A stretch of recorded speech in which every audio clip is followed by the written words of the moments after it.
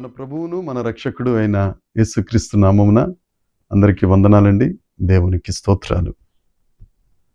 ఆశీర్వదించే దేవుడు, దీవించే గొప్ప దేవుడు, మనల్ని ప్రేమించి మనకు అనుగ్రహించిన ఈ నూతన దినమును బట్టి సమస్త మహిమ ఘనత ప్రభావం యేసుక్రీస్తు ప్రభు ఒక్కరికే చెందునుగాక.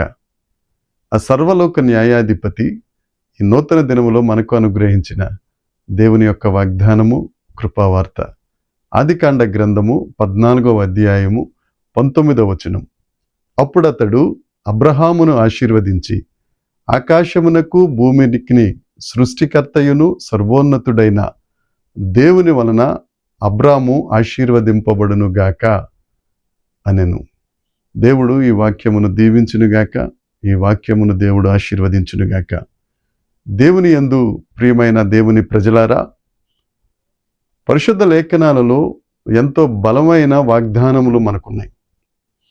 ఎందుకు అవి బలమైన వాగ్దానాలు అయ్యాయంటే, ఆ వాగ్దానం చేసిన దేవుడు బలవంతుడైన దేవుడు. ఈ దినాన్న దేవుడు మనకు అనుగ్రహించిన ఈ వాగ్దానం అబ్రహాము గారికి ఇచ్చిన వాగ్దానం.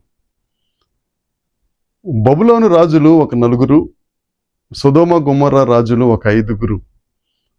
యుద్ధం జరిగినప్పుడు బబులోను రాజులు సొదొమ వారిని, లోతు కుటుంబాన్ని, సమస్తాన్ని వారు దోచుకుని పారిపోతూ ఉంటే ఆ విషయం అబ్రహాము గారికి తెలిసి తన ఇంట పుట్టిన 318 మంది సైనికులను తీసుకుని వెళ్ళి వారిని చెర నుండి విడిపించి తిరిగి వస్తూ ఉన్నప్పుడు రాజు లోయ, షాలేము లోయ అనే దగ్గర మెల్కీసెదెకు అనే రాజు ఆయనకు ఎదురుపడ్డారు.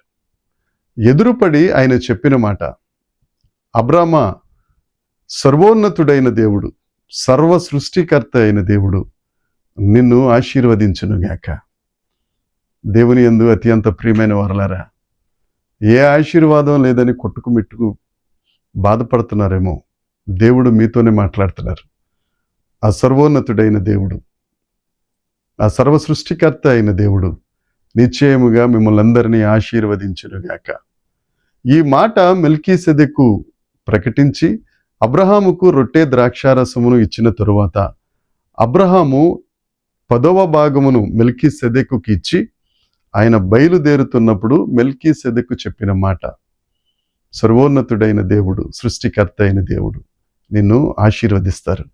మన దేవుడు సర్వోన్నతుడైన దేవుడు, ఎల్ ఎలోహీం, సర్వ ఉన్నతుడైన దేవుడు, అన్నిటికంటే పైనున్నవాడు. యెషయా గ్రంథం 6వ అధ్యాయంలో కూడా యెషయా ప్రవక్త పరలోక దర్శనాన్ని చూచినప్పుడు అత్యున్నత సింహాసనముపై, అన్నిటికంటే పైన సింహాసనం, అత్యున్నతమైన సింహాసనం, దేవుడు కూర్చున్న సింహాసనం. మన దేవుడు అన్నిటికంటే పైనున్నవాడు. ఆ దేవుడు ఈ దినాన నీతో మాట్లాడుతున్నారు. ఆ సర్వ ఉన్నతుడైన దేవుడు నీకున్న సమస్త బాధల నుండి, నీకున్న సమస్త కష్టాల నుంచి నిన్ను విడిపించి నిన్ను ఆత్మలో వర్ధిల్ల చేసి ఆయన కుమారుడిగా, ఆయన కుమార్తెగా దీవించుడుగాక. ఆ దేవుడు ఉన్నారని ధైర్యం తెచ్చుకో. ఆ దేవుడు నిన్ను దీవిస్తాడు. అంతేకాదు, సృష్టికర్త అయిన దేవుడు, మన దేవుడు శూన్యము నుంచి సమస్తాన్ని సృష్టించినవాడు. మనందరికీ ఆదికాండం 1వ అధ్యాయం సంపూర్తిగా తెలుసు. శూన్యములో ఏమీ లేనప్పుడు, నిరాకారం అయిపోయినప్పుడు, అగాధం అయిపోయినప్పుడు, చీకటి కమ్మినప్పుడు ఆయన నోటి మాట చేత సమస్తాన్ని సృష్టించినవాడు. నీ జీవితంలో కూడా ఏ ఆధారం లేదా? ఎటు చూసిన ఆవేదననా? కనుచూపు మేరలో నిరీక్షణ లేదా? నిరాశతో, నిస్పృహతో ఉన్నావా? దేవుడు నీతో మాట్లాడుతున్నాడు. నీ శూన్యంలో నుండి ఆయన సమస్తాన్ని చేస్తాడు. అవి కొన్ని నీ కంటికి కనబడతాయి, కొన్ని నీ కంటికి కనపడవు.